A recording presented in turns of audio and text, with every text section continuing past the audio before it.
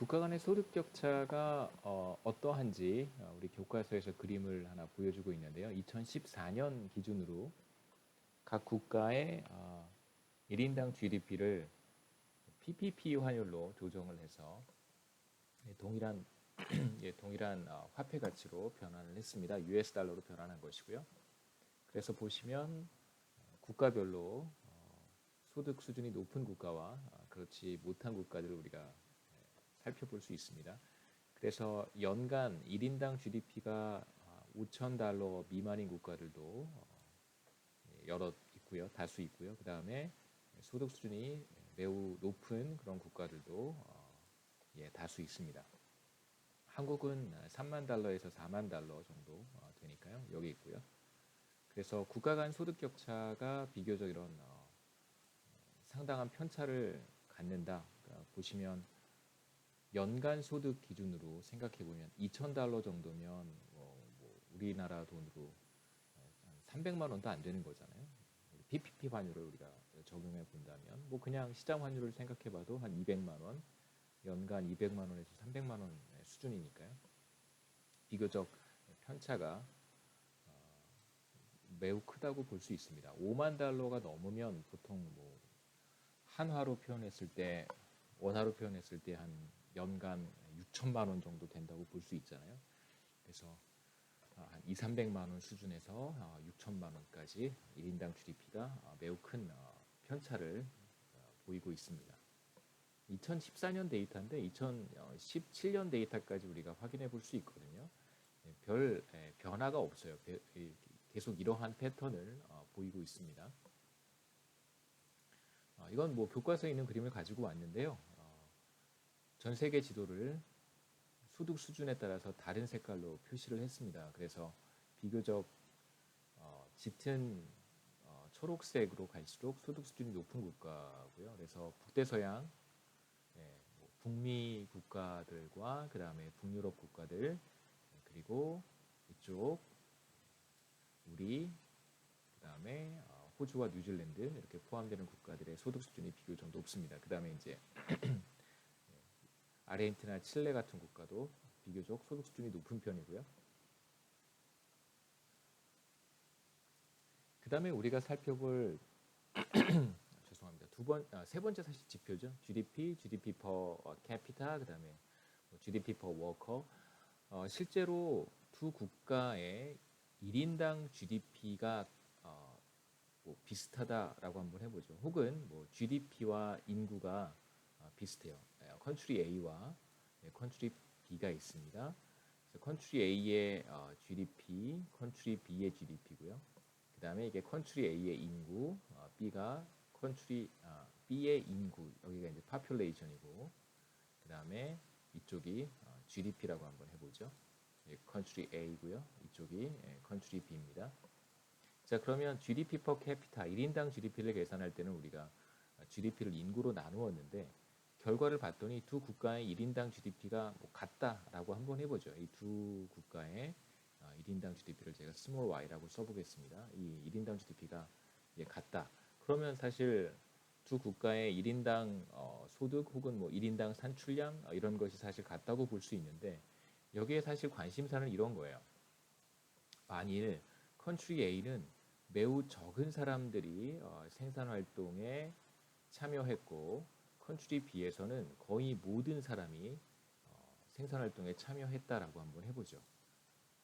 컨트리 A는 비교적 적은 사람들이 생산활동에 참여해서 이만큼을 생산해낸 거고요. 컨트리 B는 비교적 컨트리 A와 비교했을 때 비교적 많은 사람들이 생산활동에 참여해서 같은 GDP를 얻었습니다. 그렇다면 어떤 사람들이 훨씬 더 많이 평균적으로 많이 생산했다고 말할 수 있을까요? 이쪽이 평균적으로 더 많이 생산했다고 말할 수 있겠죠. 컨트리 A는 비교적 적은 사람들이 생산활동에 참여해서 컨트리 B와 동일한 규모의 GDP를 얻었습니다. 그렇다면 컨트리 A가 보다 더 적은 사람들이 생산활동에 참여해서 더 많은 GDP를 얻었기 때문에 우리가 이쪽에서 1인당 생산량이 더 많다라고 해야 조금 더 의미가 있겠죠. 그래서 우리가 두 번째 GDP per capita에 이어서 두 번째 보려고 하는 지표는 이제 이런 성격을 갖는 지표라고 할 수 있습니다. 실제로 모든 사람들이 생산 활동에 참여하는 것은 아니기 때문에 실제로 생산 활동에 참여한 사람들만 카운트해서 그 사람들이 평균적으로 얼마나 생산했는지를 보는 것이 실제로 생산 능력이라든가 생산성을 측정하는 중요한 척도가 될 수 있다라고 하는 것이죠. 그래서 우리가 지금 보려고 하는 GDP per worker는 또 다른 이름이 이제 생산성, 뭐 근로자, 노동자 1인당 생산성이라고 부르기도 해요. GDP per worker는 노동자 1인당 생산성이라고 부르기도 합니다. 이제 우리는 GDP를 죄송합니다. GDP를 인구로 나누지 않고 이번에는 GDP를 생산 활동에 참여한 사람들의 숫자로 나누려고 해요.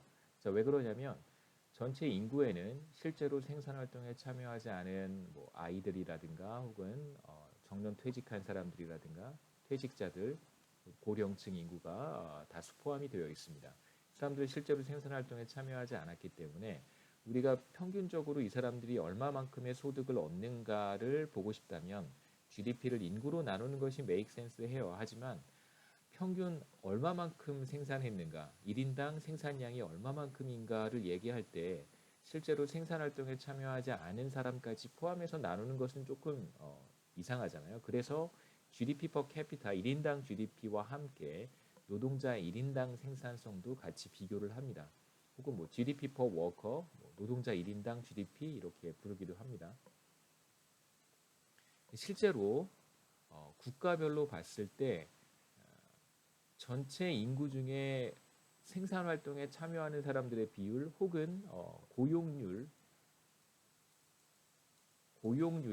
국가마다 뭐 그렇게 큰 차이가 있는 것은 아니지만 그래도 어느 정도 차이가 있고요. 비교적 고용률이 높은 국가들이 있고 전체 인구 가운데 막 70% 이상이 생산 활동에 취업자들인 경우도 있고요. 경제 활동 인구인 경우도 있고 또는 전체 인구 가운데 뭐 한 50% 정도만 생산 활동에 참여하는 그런 국가들도 있습니다. 그래서 우리가 지금 보려고 하는 또 다른 지표는 GDP per worker고요. GDP를 취업자 숫자로 나눈 것입니다. 혹은 뭐 생산 활동에 종사하는 사람들로 나누기도 하고요. 그래서 여기에서는 이제 보다 구체적으로 취업자들 숫자, 그래서 편의상 GDP를 대문자 Y라고 쓴다면 이것을 전체 취업자 숫자인 employed라는 뜻이고요. 취업자들의 숫자를 가리킵니다. 그래서 GDP per worker는 이제 Y 나누기 2로 표현할 수 있습니다.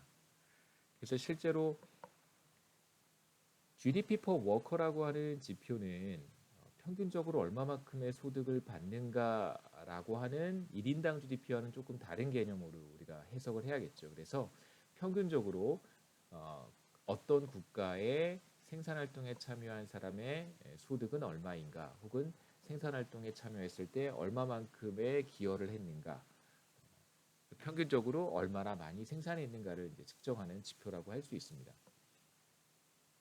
그래서 우리가 1인당 GDP와 비교했을 때 분모가 더 작아지잖아요. 파퓰레이션보다 취업자들의 숫자가 당연히 더 작을 테니까 분모가 더 작아져요. 분모가 더 작아지면 이 전체 값은 더 커지겠죠. 그래서 통상적으로 보통 GDP per capita보다 GDP per worker가 더 큰 값을 갖습니다. 제가 펜 월드 테이블이라고 하는 데이터를 사용을 해서 연도를 안 적었는데요. 이게 2017년 데이터예요. 화폐 가치는 2011년 US 달러로 평가를 한 것이고 마찬가지로 PPP 환율로 다 변화를 한 것입니다. 그래서 국가 간 비교가 가능해요.